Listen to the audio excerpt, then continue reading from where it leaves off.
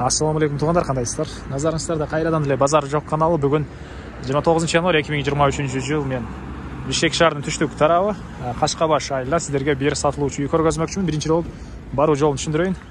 Азыр мен турган жер туғандар ТЭЦ-2 же болбосо Южный магистралдын жаңы круговой, Южный магистрал Барпалыков көчөсүнүн кесилишинде турам.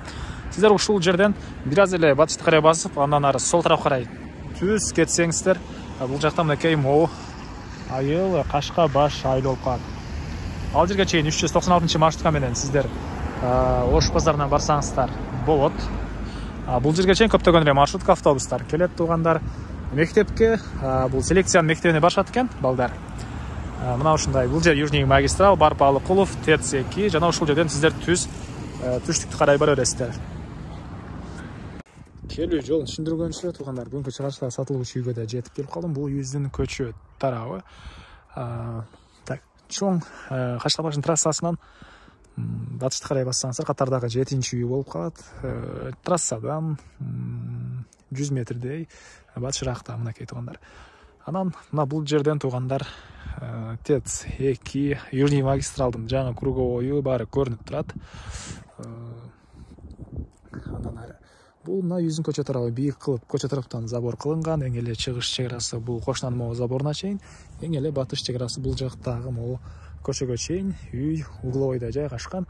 Анан айта кетчү нерсе дагы Бишкек шаарынын түштүк тарабы болуп калат. Абасы таза, жакшы конуштардын бири. Мына шаар тарап көрүп турасыздар, түтүн. Бул жакта түтүн жок тугандар, мынакей. Эми андан ары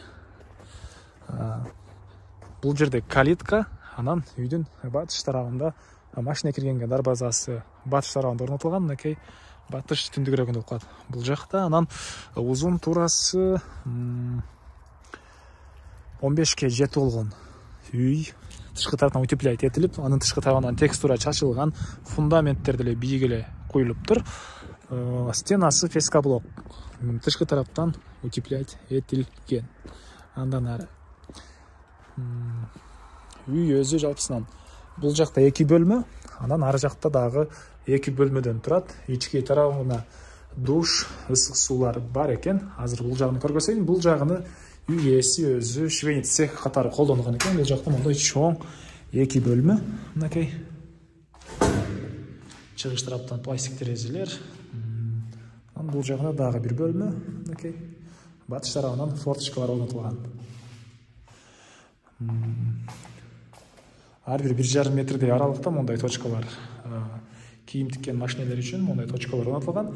Электр энергиясы бар 3 фазалуу швейный цех. Кайра эле сиздер деле швейный цех ачсаңыздар, 3 фазалуу электр энергиясы бар.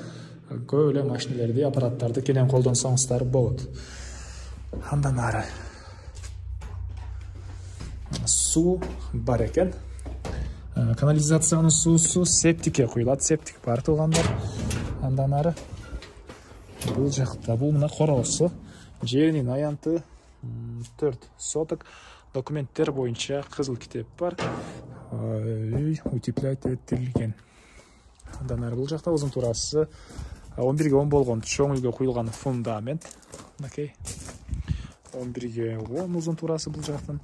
Алды тараптары стяжка болгон жана бул жактан кирсеңиздер кире бериш, душ, кухня жана бир спальня бөлмө бар экен. Азыркы учурда үй ээсинин жаш балдары үйүндө болгонуна көргө салгам жок. Үйдүн тышкы тарабы бир аз күн суук болгондо байланыштуу чыга алган жок туганда. Келсеңиздер байкап көрсөңүздөр болот, же болбосо Инстаграмга сүрөттөрүн жүктөйм. Инстаграмды Базар жок Нижний 312 деп издесеңиздер болот. Ал жакта да күн сайын үйлөрдүн кыска видеолор, сүрөттөрү чыгат тугандар. Бул үйдүн чыгыш тараптан көрүнүшү. Так, андан ары эмне маалымат? Тегеренти бийик кылып забор тосулган. Бул жакта бир мондай жеңил конструкция менен салынган склад. Жана машина киргенге бул жактан киресиздер, чоң дарбаза. Кенен бул жерге бир 2, бул жакка карай кирсеңиздер бир 3-4 машина баткандай жер. Үйдүн түштүк тарабы. Прожектор орнотулуп тур. Окей, ушундай угловойдо жайгашкан тугандар.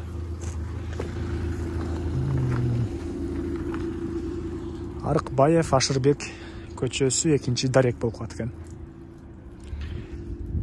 Эмне маалымат калды дагы туугандар? Септик көчө тараптан мынакей.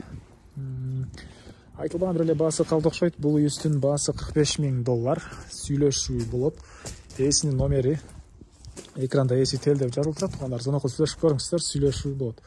Анан достор менен, группалар менен бул видеону сиздер бөлүшсөңүздөр, үй ээсине чоң жардам берген болосуздар. Анда мен сиздер менен коштошом. Кийинки чыгарышка чейин туугандар, саламатта калыңыздар.